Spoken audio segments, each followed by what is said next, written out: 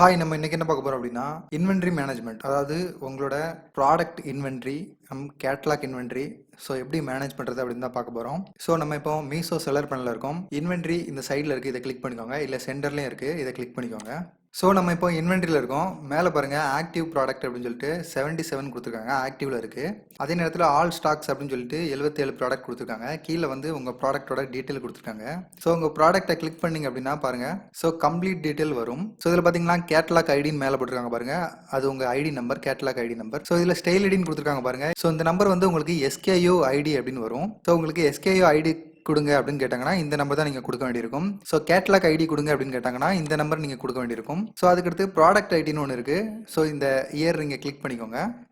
So product ID அப்படின்னு கேட்டிங்கன்னா இங்கே பாருங்கள், இதில் வந்து கீழே இந்த இமேஜ் கீழே ஒரு நம்பர் கொடுத்துருக்காங்க, 63664 அப்படின்னு ஒரு நம்பர் கொடுத்துருக்காங்க. இதுதான் நம்மளோட ப்ராடக்ட் ஐடி. ஸோ உங்கள் சப்போர்ட்டில் போயிட்டு செல்லர் சப்போர்ட்டை கான்டாக்ட் பண்ணி அவங்க எதுவும் ப்ராடக்ட் ஐடி கொடுங்க அப்படின்னு கேட்டாங்கன்னா இந்த நம்பர் தான் நீங்கள் கொடுக்கணும். ஸோ இந்த ரெண்டு நம்பரும் உங்களுக்கு கம்பல்சரி தேவைப்படும். ஸோ நீங்கள் ப்ராடக்ட்டை ஆட் பண்ணுறதா இருந்தாலும் சரி, ப்ரைஸை சேஞ்ச் பண்ணுறதா இருந்தாலும் சரி, இந்த நம்பர் கேட்பாங்க. ஸோ நோட் பண்ணி வச்சுக்கோங்க. ஸோ அதுக்கடுத்து பார்த்தீங்கன்னா கீழே உங்களுக்கு நம்பர்ஸ் கொடுத்துருக்காங்க. அதாவது ஸோ உங்கள் ப்ராடக்ட்டை வரிசையாக பார்க்கணும் அப்படின்னா 1 2 3 4 5 6ன்னு 8 பேஜ் கொடுத்துருக்காங்க. நீங்கள் எவ்வளோ ப்ராடக்ட் வச்சிருக்கீங்களோ அவ்வளோக்கும் பேஜ் கொடுத்துருப்பாங்க. ஸோ இதில் போய் நீங்கள் கீழே போய் பார்த்துக்கலாம். ஸோ மேலே பார்த்தீங்கன்னா ஆக்டிவேஷன் பெண்டிங் அப்படின்னு கொடுத்துருக்காங்க, அதை கிளிக் பண்ணிக்கோங்க. ஸோ இந்த ப்ராடக்ட் வந்து ஆக்டிவேஷன் பெண்டிங்கில் இருக்குது. அதாவது ஏதோ ஒரு காரணத்துக்காக நீங்கள் லிஸ்டிங் பண்ண ப்ராடக்ட்டை வந்து பெண்டிங்கில் வச்சிருக்காங்க. ஏதோ ஒரு ரீசன் இருக்குது, அது என்ன ரீசன் அவங்கள்ட்ட கேட்டு நீங்கள் இந்த கேட்லாக் ஐடி அப்புறம் ப்ராடக்ட் ஐடி எஸ்கேயூ ஐடி எல்லாத்தையும் கொடுத்துட்டீங்க அப்படின்னா அவங்க உங்களுக்கு கிளியர் பண்ணி கொடுத்துருவாங்க. அதுக்கப்புறம் பிளாக் ஹெட் கொடுத்துருக்காங்க.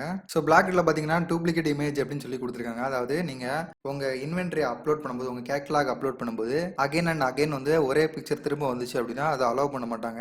ஒரு பிக்சர் வந்து ஒரு டைம் தான் கொடுக்கணும். ஸோ அதை பார்த்துக்கோங்க. அப்புறம் அதர்ஸ் கிளிக் பண்ணுங்க.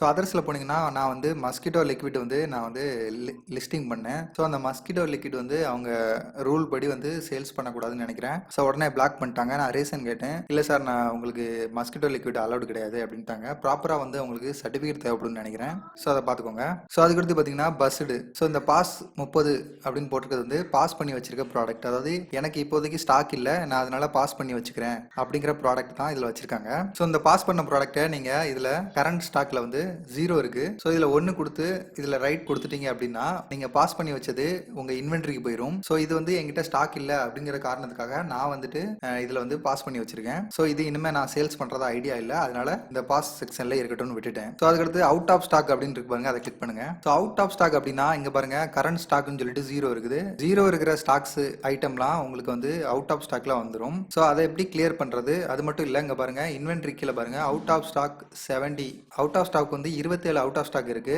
ஸோ நீங்க இதை கவனமா பார்த்துக்கணும். ஸோ உங்களுக்கு நல்லா சேல்ஸ் ஆகிட்டு இருக்க பொருள் வந்து அவுட் ஆஃப் ஸ்டாக்ல வந்துருச்சு அப்படின்னா நீங்க உடனே இதில் போயிட்டு எவ்வளோ கொடுக்கணுமோ, அதாவது நீங்க எவ்வளோ பொருள் வச்சிருக்கீங்களோ அதை கொடுத்துட்டு ரைட் பண்ணிட்டீங்க அப்படின்னா உங்களுக்கு வந்துட்டு அந்த ஸ்டாக் வந்து ஆட் ஆயிரும். ஸோ இந்த சைடு பார்த்தீங்கன்னா ஒரு 3 டாட் இருக்கு, அதை கிளிக் பண்ணுங்க. கிளிக் பண்ணிட்டு ஸோ இதில் பார்த்தீங்கன்னா ஆட் நியூ வேரியேஷன் கொடுத்துருக்காங்க. உங்களுக்கு வேரியேஷன் ஏதாவது கொடுக்கணும் அப்படின்னா ஆட் பண்ணிக்கலாம். அதுக்கப்புறம் இதில் பாஸ் பண்ணி வச்சுக்கோங்க அப்படின்னு கொடுத்துருக்காங்க. ஸோ நான் சொன்ன மாதிரி இங்கே பாருங்க பாஸ் பண்ணி வச்ச ப்ராடக்ட் வந்து 30 ப்ராடக்ட் இருக்கு. நீங்கள் பாஸ் கொடுத்துட்டீங்கன்னா இந்த 30 ப்ராடக்டோட போய் ஜாயின் ஆயிரும்.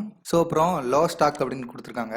லோ ஸ்டாக்ல பார்த்தீங்கன்னா 0 இருக்கு. ஸோ லோ ஸ்டாக்லையும் உங்களுக்கு ஒரு ப்ராடக்ட் இருக்கு, 2 ப்ராடக்ட் இருக்குன்னா உங்களுக்கு லோ ஸ்டாக்ல தான் ஷோ பண்ணி காமிக்கும். ஸோ இன்வென்ட்ரியை கரெக்டாக பார்த்துக்கோங்க. உங்களுக்கு லோ ஸ்டாக்கோ இல்லை ஸ்டாக் இல்லாமல் போனாலோ உடனே வந்து நீங்கள் ஸ்டாக்கை வந்துட்டு எடிட் பண்ணி ஒரு எவ்வளோ ஸ்டாக் இருக்கோ அவ்வளோ கொடுத்துட்டீங்க அப்படின்னா உங்களுக்கு சேல்ஸ் ப்ராப்பராக போயிட்டு இருக்கும். இல்லை உங்களுக்கு சேல்ஸ் தடைப்பட சான்ஸ் இருக்கு. ஸோ ஸ்டாக்கை நல்லபடியாக மெயின்டைன் பண்ணிக்கோங்க.